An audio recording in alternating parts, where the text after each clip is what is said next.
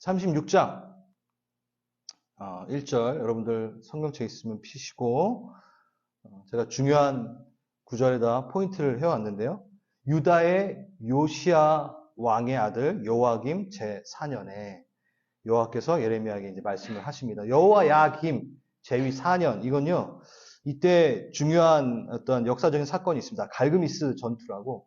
그러니까 바벨론 지금 바벨론과 이제 애굽과 아수르도 원수였는데 연합을 해가지고 바벨론 신흥 바벨론을 대항해서 이제 격돌하는 전쟁이 크게 일어난 게 갈그미스 전투. 그 전투가 이때 여호야김 제위 4년 차에 있었던 일입니다. 제가 이걸 말씀드린 이유가 있어요. 그러니까 바벨론이 크게 승리를 하고 근동 지방에 이제 힘, 권세, 능력을 갖게 되는, 장악하게 되는, 근동 지방을 실질적으로 장악하게 되는 일이 일어나는 게 바로 이 전투예요. 이때 일어난 거죠. 그러니까 이때 여호야김도 애굽 세력에 속하여 가지고 바벨론이랑 싸움을 일으켜요. 거기에 참가를 해요. 그러니까 하나님께서 계속 바벨론에 붙어라, 바벨론에 항복하라고 했는데 계속해서 하나님의 말씀을 듣지 않고 애굽 쪽에 있게 됩니다. 그러니까 애굽과 그러니까 지금 여호야김조차도 바로에게 아니다. 아무튼 그 여호야김이 유다가 그나마 갖고 있어야 될 소망이 애굽이었는데 애굽 속에 속해져 있으니까 그러니까 바벨론에 지금 둘러싸여져 있는데도 애굽하고 친화 조약을 맺어가지고 바벨론이랑 싸우려고 했는데 애굽 속에 섞여가지고 싸우려고 했는데 애굽이 바벨론에게 진 거예요. 맞죠? 지금 제가 왜 이렇게 헷갈리죠? 진 거예요. 그러니까 여호야김이 그나마 갖고 있었던 소망이 무너져 버리는 일들이 있을 때에 대한 얘기인 거죠. 그때에 2절 한번 2절을 한번 보면은 노란 줄 한번 읽어봅시다. 시작. 두라마기 책을 가져다가 내게 한 말을 어디요? 요시아의 날 때부터 오늘까지 유다 모든 나라에 대하여 내게 알려준 그 말을 기록하라 얘기합니다. 그리고 3절에 보니까 그렇게 기록을 했을 때 유다 가문이 각기 악한 길에서 돌이키고 그리하면 내가 악과 죄를 용서하리라. 이때까지도 하나님께서 너희가 돌이키면은 용서하겠다고 지금 얘기를 하고 있는 상태예요. 이게 뭐냐면 아직까지 주님의 그 긍휼의 그 기간들이 남아 있는 거죠. 그런데 어떻게 하죠? 우리 예레미야가 붙잡혀 있는 상황이에요. 나를 붙잡았으므로 5절에. 그래서 여호와의 집에 들어갈 수 없으니까 옥에 갇혀 있는 상태예요.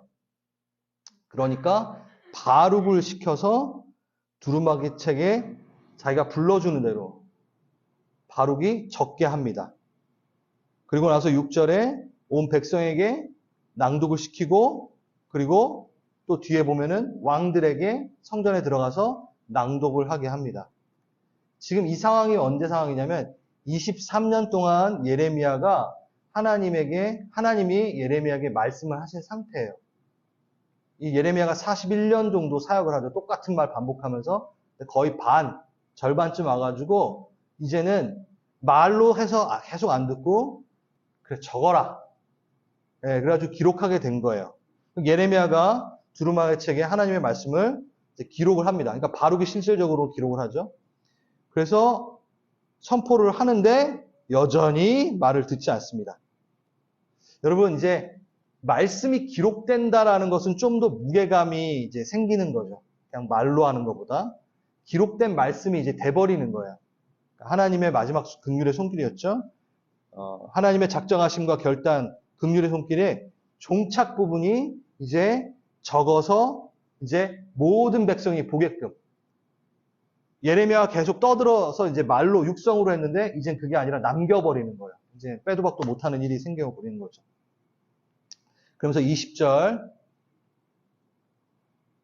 네. 그들이 두루마리를 서기관 엘리사마 방에 두고 뜰에 들어가 왕께 나아가서 이 모든 말을 왕의 귀에 아뢰니. 중요한 파트가 나옵니다. 왕에게 이제 말을 하게 해요. 왕이 여우디를 보내어 두루마기를 가져오게 하매, 이제 기록된 그 두루마기를 가져오게 해서 22절, 아홉째 달이라 왕이 겨울 궁전에 앉았고, 이 왕은 누구죠? 여러분, 제가 지금 37장까지 했더니만 지금 자꾸 제가 시드기야랑 헷갈리고, 여호야김 4년이에요. 여호야김이에요. 여호야김 가져오게 해요.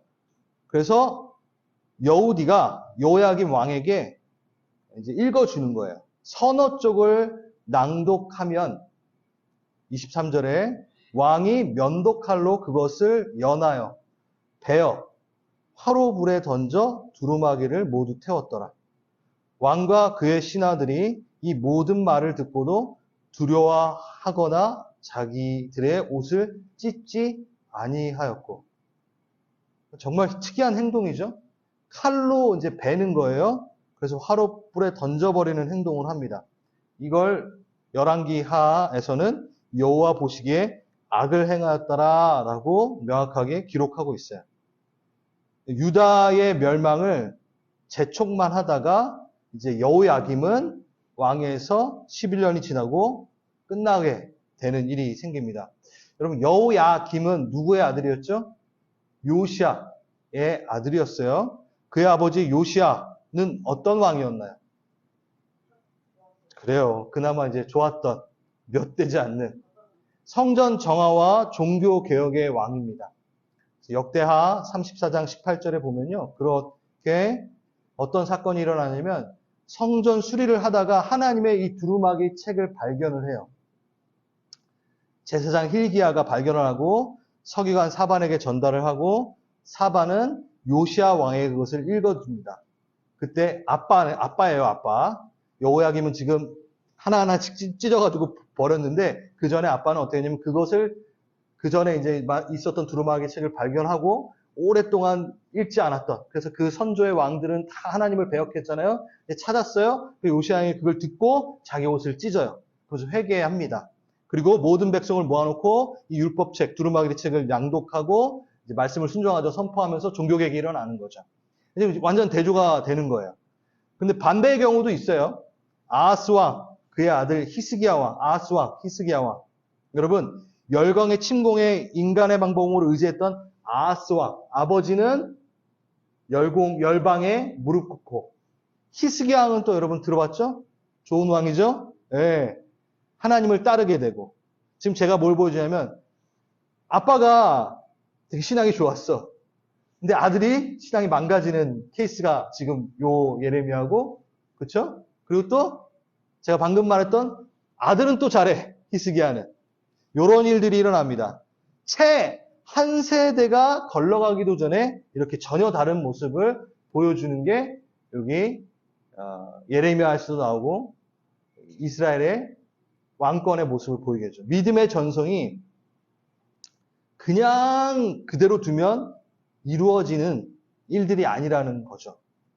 한 세대 만에 우리 몇 대째 기독교 집안이야? 상관없어요. 한 세대 만에 그게 무너질 수도 있다는 거예요. 여러분, 이거는 좀 지극히 당연한 얘기인데 우리 일생의 가장 큰 사명 중에 하나는 물론 우리가 미전도 종족을 전도해야겠죠. 근데 진짜 큰 사명 하나는 구약의 믿음의 확장, 대를 이은 그러니까 내 다음 세대에 이 복음, 예수 그리스도를 어떻게 가르칠까 너무 중요하다라는 거죠. 제가 이 부분에 대해서 좀 묵상을 하면서 이렇게 한번 적용을 해봤어요. 이 예레미야 안에서만 적용할 수 있는 것 같은데, 이 바룩에게 대서를 필사를 시켰던 이 예레미야, 다음 세대의 말씀이 공유되어지는 일들이 어떻게 되는가? 그러니까 말씀이 살아나는 일들. 지금 예레미야가 하나님께 받았습니다, 말씀을. 그렇죠? 그런데 그 예레미야의 말을 바룩이 적어내요. 이건요, 예레미야의 신앙이, 예레미야의 감동이 누구에게까지 전달돼요? 바룩이라는 다음 세대까지 전달되는 방식을 보여주는 거예요. 바룩은 실질적으로 하나님의 말씀을 듣지 않습니다. 그런데 그것을 예레미야에게 받아서 스스로 그게 써서 뭘 해요? 바룩 자체가 또 낭독을 하며 전달을 합니다. 이러한 모습이 신약에도 있어요. 로마서를 누가 썼죠? 여러분? 바울이 썼죠. 맞아요. 근데 로마서는 바울의 사역 말기쯤이라서 누가 대피를 해요. 필사를 해요. 더디오가 필사를 합니다. 같이 써주는 거예요. 대서한죠. 대서. 대신 써주는 거죠. 로마 감옥에 지금 갇혀 있잖아요. 우리 바울은. 자, 더디오는 또 어땠을까요? 더디오가 직접 경험하진 않았지만 그것을 대피를 하면서, 그러니까 대피를 아니죠. 대서하면서 하나님의 감동을 전달받았겠죠. 베드로전서 누가 썼어요? 당연히 베드로가 썼죠. 근데 베드로도 실로라는 제자를 통해 대서하게 합니다. 도움을 받아 기록하게 합니다. 이게 뭘 보여주느냐? 바울의 신앙, 베드로의 신앙, 예레미야의 신앙은 그 대에서 끝나지 않고 전달이 되는 게 말씀을 적어내고 말씀을 같이 공유함으로 이어졌다라는 걸 좀 발견하게 됩니다. 말씀이 적혀지며 눈에 보이게 되고 그 말씀이 실체가 되어지고 그 윗세대의 감동이 신앙의 전승이 되는 거죠. 여러분 신앙 몇 대째 막 이렇게 우리가 얘기를 할 때 옛날에 우리 선배들 그리고 저희 지금 교회에도 우리 윗세대들은 아직도 필사를 하고 계신 분이 있다는 걸 제가 알아요. 그게 별게 아닌 일이 아닙니다. 그것이 근데 자기의 세대에서만이 아니라 함께 필사를 해야겠죠. 그러니까 필사라는 방식을 제가 말하는 게 아니라 가정 안에서 어떻게 나의 이 하나님께 주어진 그 감동을 어떻게 전달해야 될까를 우린 분명히 고민해 봐야 돼요. 동일한 의미의 성격으로 다음 세대에 어떻게 가정에 또 교회에 전달을 할 것인가 우리는 기억해야 됩니다. 그리고 23절 서너 쪽을 낭독하면 요야김이 면도칼로 베어 화롯불에 던집니다. 참 신기하죠? 특이한 장면입니다. 이걸 그냥 넘기면 안 돼요. 여러분 그냥 받아가지고 다 던져버려서 태웠다라는 게 아니에요. 어떻게 해요? 읽어줘요. 그럼 갖고 와 찢어요. 좀 또 읽어요. 갖고 와 찢어. 버려. 이건 뭐냐면 한 번에 던져버려서 태운 게 아닌 건 뭐냐면 들어보고 마음에 들면 놔두려고 했어요. 한 두세 장 찢었어. 버렸어. 좋아. 다음엔 내가 마음에 드는 게 나오나? 아 마음에 안 드네. 또? 그러니까 마음에 안 들면 태울 심산으로. 근데 결국은 다 태워버린 거죠. 무거운 말씀 안에는 우리가 줄을 치지 않는 우리의 모습이랑 비슷한 거죠. 축복의 말씀만 취사 선택하여 줄 치는 우리의 모습. 이게 여호야김이나 우리랑 뭐 다를 거 없을 것 같습니다. 여러분 하나님의 말씀은 버릴 것이 없죠? 그렇죠? 나에게 딱 맞는 말씀이 있을까요? 내게는 솔직히 딱 맞는 말씀은 없어요. 근데 하나님이 보시기엔 다 딱 맞습니다. 말씀에 우리를 맞춰야 하는 거죠.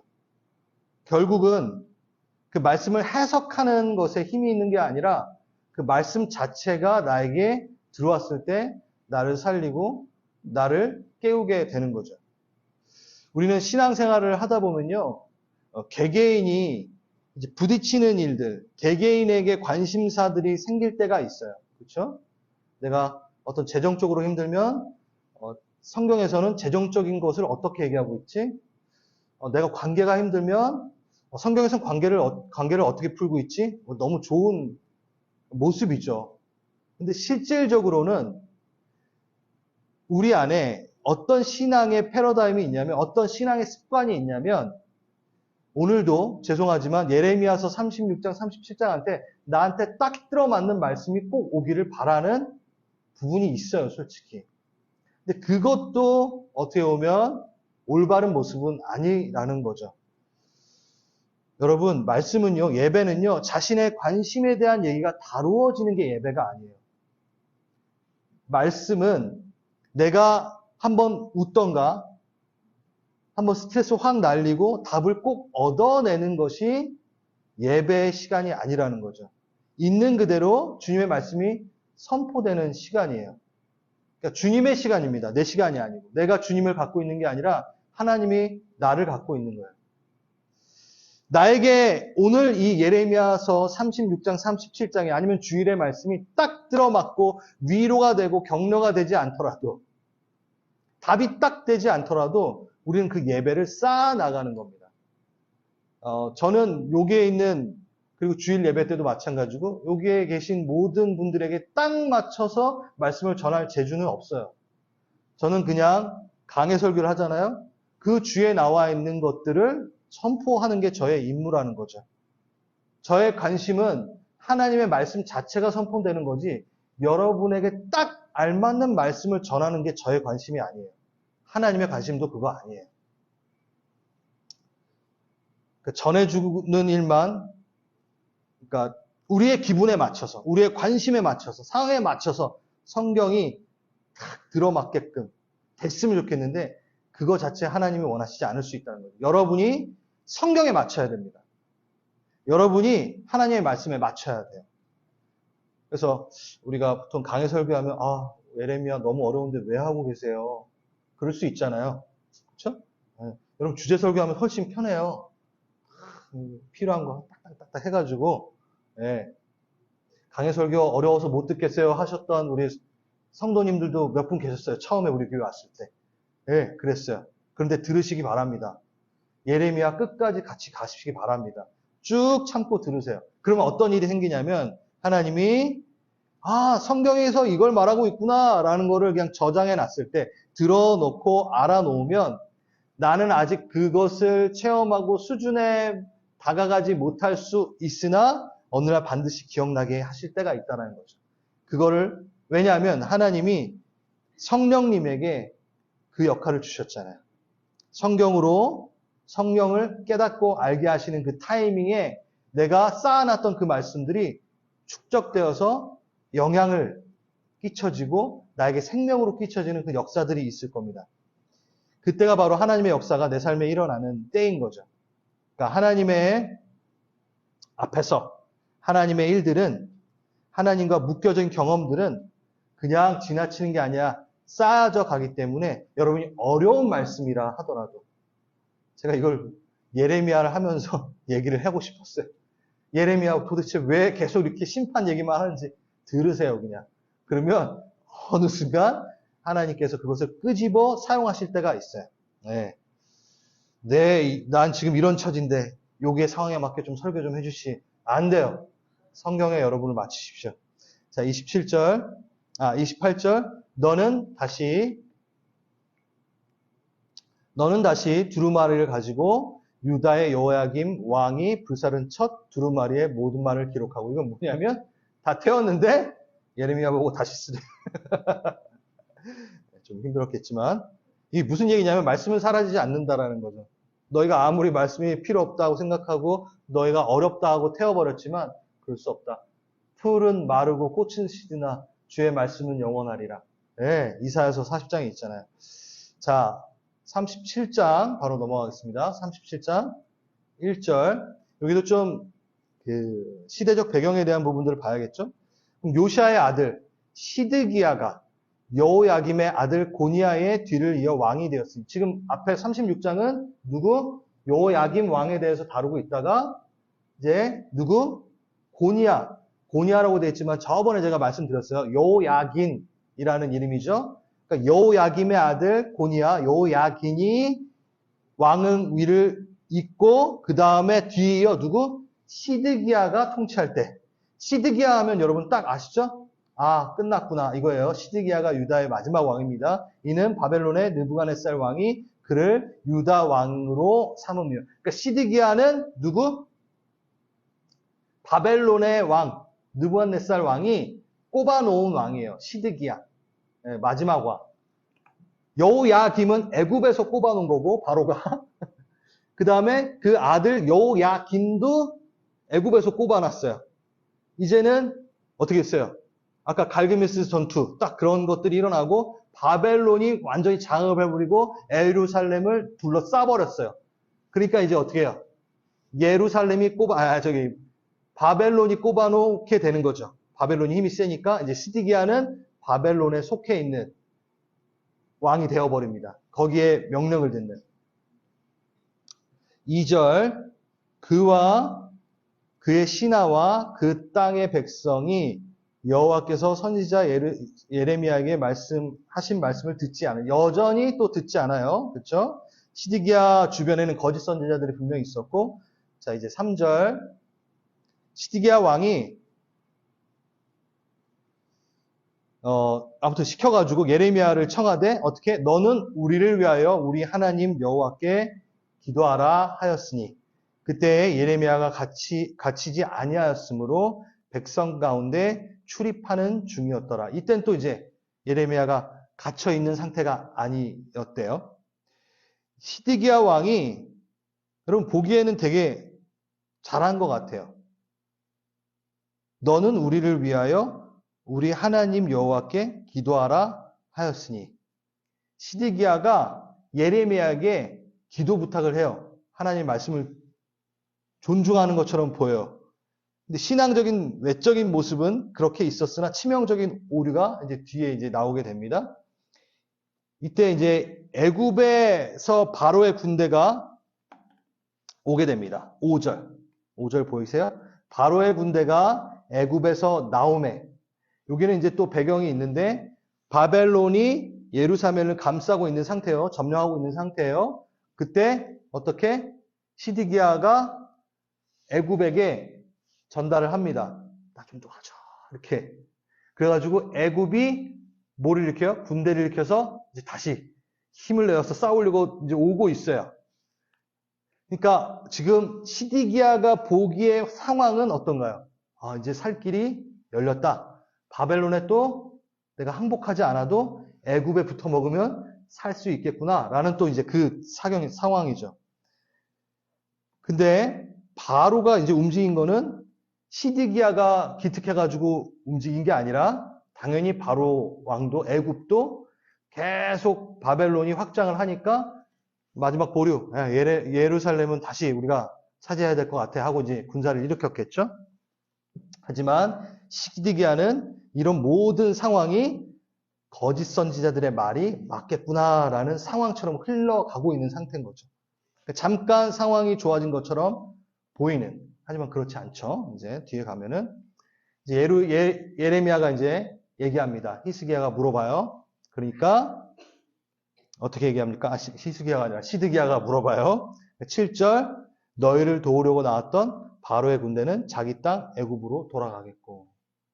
그냥 잠깐 애굽이 군대를 일으켰으나 바벨론이 다시 돌아와서 애굽 다 이제 처리할 거야. 그러니까 바벨론에게 항복하라고 몇 번을 얘기하니? 라고 이제 하나님의 말씀을 전하는 거죠. 8절, 갈대아인이 다시 와서 이 성을 쳐서 빼앗아 불사르리라.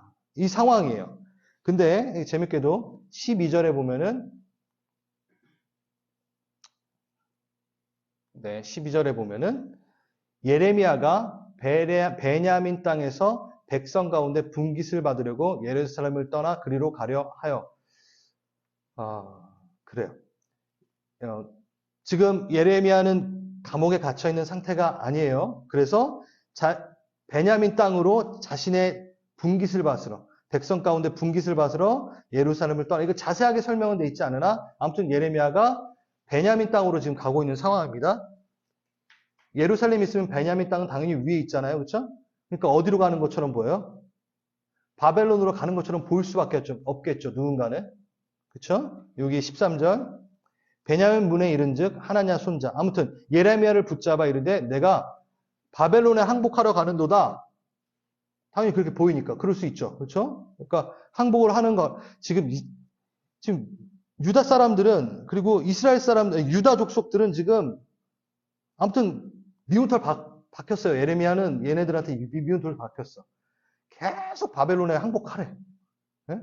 한마디로 말해서 만약에 우리가 지금 한국에 있다면 계속 뭐 일본에 항복해야 된다. 뭐 계속 이러고 일본 놈아 이렇게 되는 거잖아. 이런 매국 놈아 이렇게 되는 거예요. 그러니까 완전 매국노인데 지금 바벨론으로 이제 베냐민 땅으로 가고 있어요. 왜 갔는지 몰라요. 이제 뒤에 보면은 그래가지고 바벨론에 항복을 하는 것처럼 보였기 때문에 붙잡아가지고 어떻게 해요? 모양새가 이제 항복하러 가니까 웅덩이 15절 서기관 요나단 집에 가두어 그 집을 옥으로 삼아 예레미야가 뚜껑 씌운 웅덩이에 들어간 지 여러 날 만에. 그러니까 감옥도 아니에요. 정상적인 감옥이 아니에요. 웅덩이에다 그냥 뚜껑을 덮어놓은, 거기 안에다 그냥 집어넣어버린 거예요. 정말 무섭죠. 그러니까 미운털 박힌 거예요. 그래서 그때의 17절 시드기야 왕이 사람을 보내요. 타이밍이. 그래서 그를 이끌고 왕궁에서 그에게 비밀이 물어 이르되 여호와께로부터 받은 말씀이냐. 두 번째 이제 또 물어봐요. 그때 예레미야가 또 담대하게 왕이 바벨론의 왕의 손에 넘겨지리이다. 그러면서 20절 내 주 왕이여. 이제 예레미야가 시드기야에게 얘기하는 거야. 이제 청하건대 내게서 들으십시오. 나의 탄원을 받아서 나를 서기관 요나단 집에 돌려보내지 마세요. 내가 거기 있으면 죽을까 두려워하나이다. 뭐냐면 그냥 옥이면 되는데, 그냥 감옥이면 되는데 그냥 웅덩이에 뚜껑 덮인 거기에다 완전히 죽을 뻔한 거예요. 이 예레미야는. 그러니까 시드기야한테 나 다시 돌려보내지 마요. 막 이렇게 얘기하고 있는 거야. 21절 이에 시드기야 왕이 명령하여 예레미야를 감옥들에 두고. 아무튼 이러한 일들이 일어납니다. 조금 생뚱맞고 좀 이게 무슨 내용인가 막 이렇게 정말 솔직히 혼자 보면 되게 힘들어요. 근데 이제 주석도 제가 찾아보고 그리고 누가 이걸 어떻게 해석했나 저도 이제 궁금하잖아요. 이게 도대체 뭐지? 저도 이상한 거예요. 왜 갑자기 베냐민 땅으로 왜 가며 갑자기 뚜껑에 있는 거기는 왜 들어갔다가 또 시드기야한테 이렇게 이러고 예레미야가 이러고 있고 너무 폼도 안 나고 너무 이상한 거죠.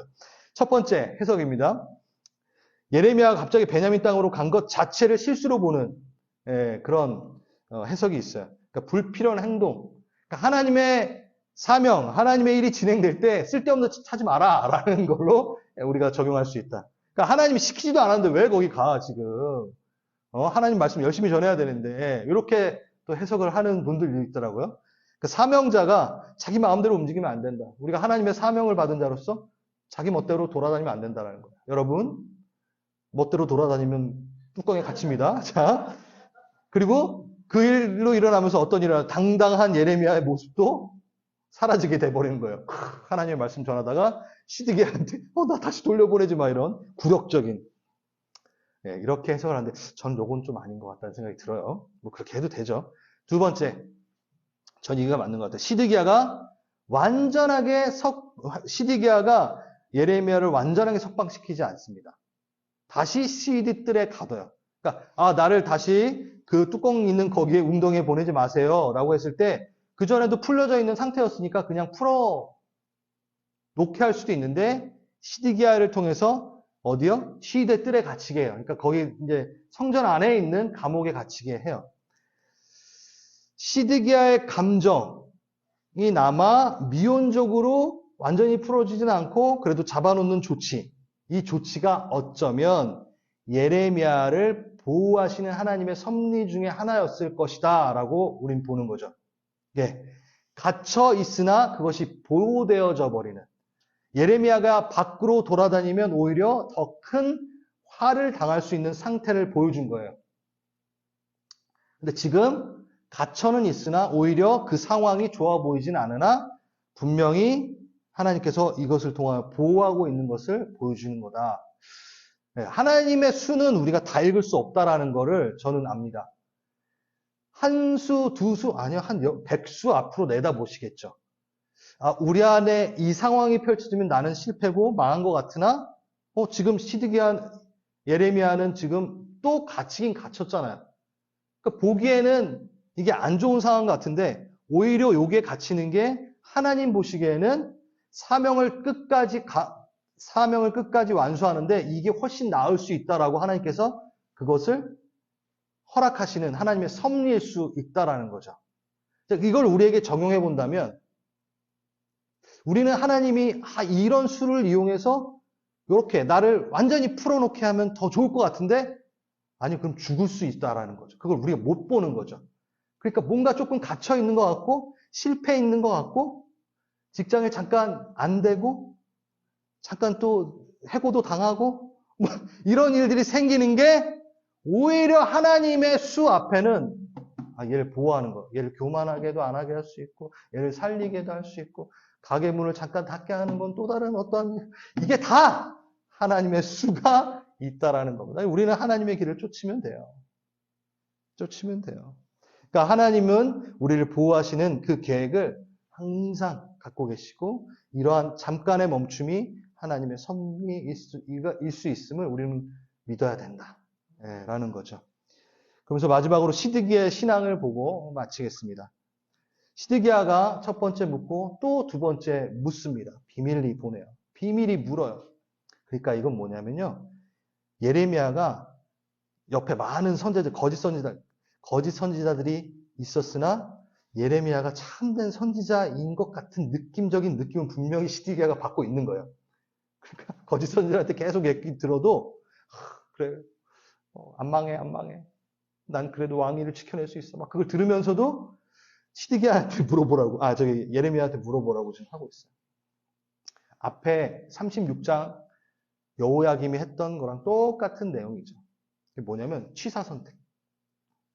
들어보고 순종하고 싶은 내용이 아닌 건 아닌 거예요. 또 예레미야가 아무리 그렇게 얘기해도. 그러니까 기도를 요청하고 기도를 하고 이거는 그닥 중요한 일이 아니라는 거죠. 순종하는 게 정말 중요하다라는 얘기를 하는 겁니다. 자신에게 좋은 이야기가 꽂히기를 바라는. 우리도 다 알잖아요. 그렇죠? 뭘 해야 되는지도 알고. 근데 순종은 안 하는 거. 여기에서 한번 좀 적용을 해봅니다. 기도의 요청. 이것도 한번 제가 한번 묵상을 해봤어요. 여러분 기도 요청 잘 하시죠? 정말 기도 요청할 때 정말 자기는 기도하는지 좀 물어보고 싶을 때가 있어요. 왜 웃어요? 제가 왜 갑자기 이렇게 웃으세요? 이렇게 오랜만에 보면은 청년 중에 한 명이 저한테 와서 맨날 얘기를 해요. 목사님 기도해 주세요. 기도해 주세요. 기도해 주세요. 근데 제가 그 기도의 요청을 들으면서 정말 너는 기도하니 물어보고 싶을 때가 너무 많아요. 정작 너는 기도하니? 그냥 기도 요청만 하는 거죠. 미안하지만 시드기와 같은 모습인 거죠. 신앙인 외적인 모습은 기도하면서 내가 살아갈 수 있다는 건 알고 있지만 치명적인 오류, 본인은 하나님 앞에 머무지 않는 치명적인 오류가 생길 수 있죠. 본인은 기도하지 않는다. 이건 하나님의 말씀이 주어졌는데도 자꾸 기도 요청만 하는 거는 뭘까요? 내가 원하는 게 들려질 때까지 요청을 하고 다니는 거예요. 저는 그 예수제자훈련 학교 할 때 이런 학생들 정말 많이 봤거든요. 끝까지 자기 답을 얻기 위해 그 답을 해주는 간사한테 찾아가요.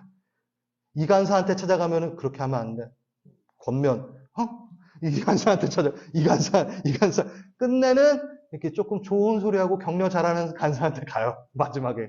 그러면은 당연히 격려하고, 괜찮아. 이런 말을 듣죠.